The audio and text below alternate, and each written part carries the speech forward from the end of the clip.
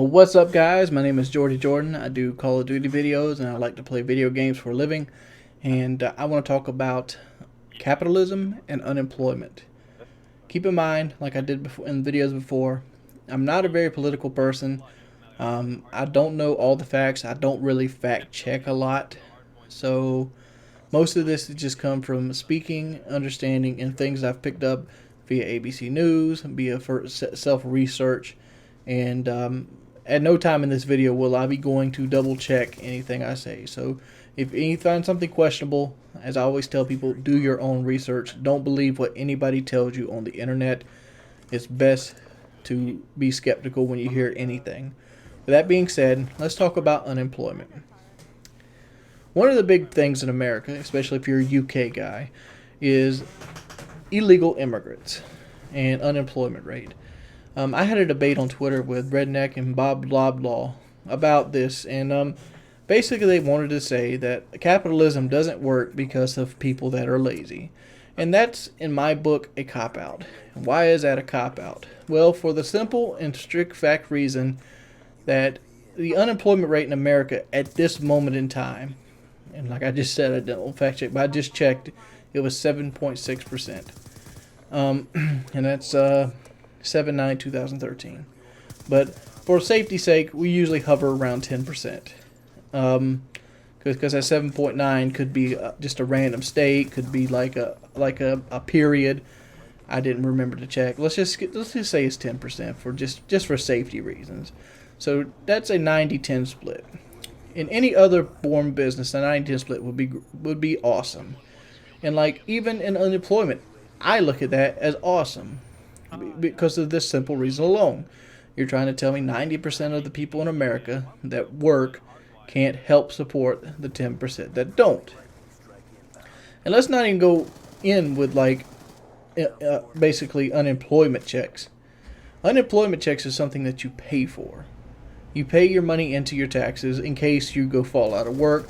Part of your taxes actually go toward unemployment. There are people that don't work that do get unemployment, but for the most part, you have to work a certain amount of weeks or months to qualify for unemployment. So you got to have something. You have to be able to put something in to actually get it. You just can't like come out of it and just not get anything. Generally, where the free money comes into is called welfare and disability. And even as disability, you've paid into Social Security most of the time. There are rare cases that people are just born disabled to get disability checks just to stay a productive part of the, fiscal community in their city or state, just to keep the national necessities, lights and water and things like that, just to have a little bit of income. And disability checks are very small. They're like $800 or $900 sometimes. I think my grandma gets a Social Security check of like $1,200, and that might be highballing it.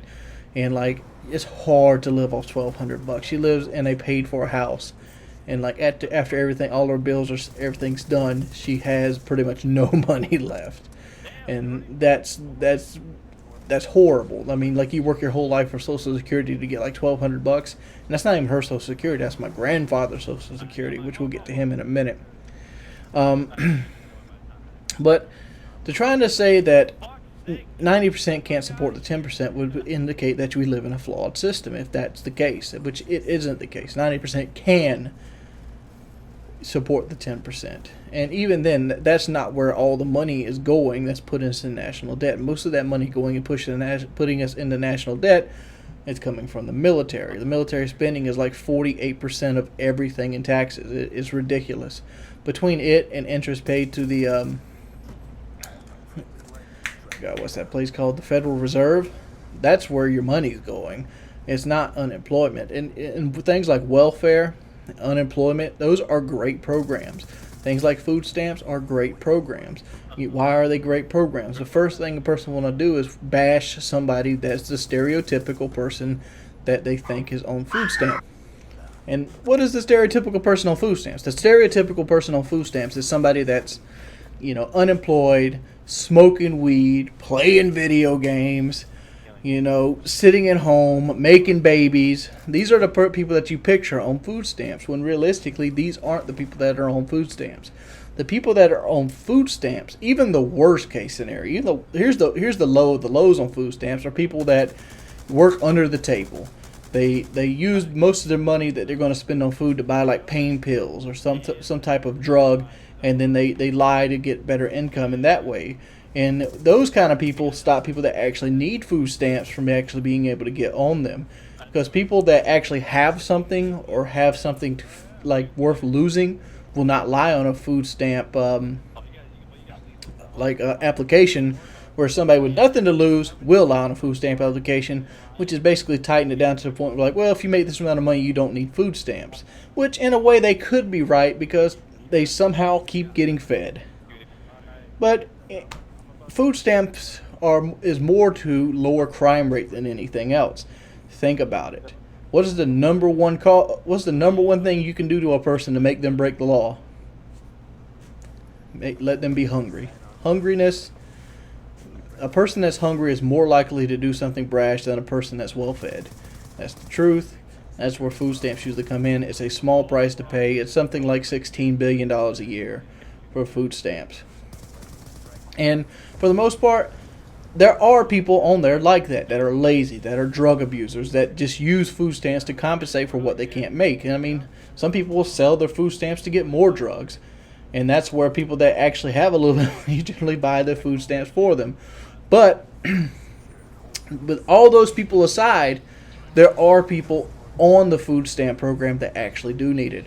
There are those single mothers that made a couple mistakes in their lives that have 2 kids that they got to feed, but they're working like an $8 an hour job, just barely able to pay the rent. And that actually need the help. They need the food stamps. They need that little aid, that little push to keep going on with lives. And everybody, in my book, should be entitled to a quality life. That should be the goal everybody in the community pushes for. The goal of capitalism is to get rich, which most people don't. Most people don't get rich. If hard work was all it required to get rich, I know at least 15 people around me that would be Bill Gates worthy because they worked hard their entire life. Let's take my grandfather, for example. My grandfather dropped out of school in the 5th grade. Why did he drop out of school in the 5th grade? To work the tobacco fields of South Carolina. And if you ever want hard work, tobacco fields of South Carolina is where it's at. After he worked tobacco fields, he became a heavy-duty mechanic for machinery like Case machines, Caterpillars, and things like that. And he worked for $9 an hour for something like 48 years of his life until he died of brain cancer. And he died a penniless pauper.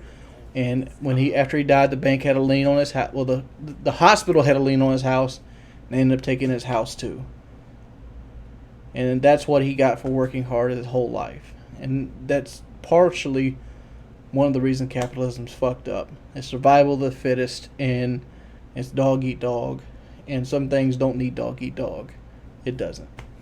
Let me know what you think.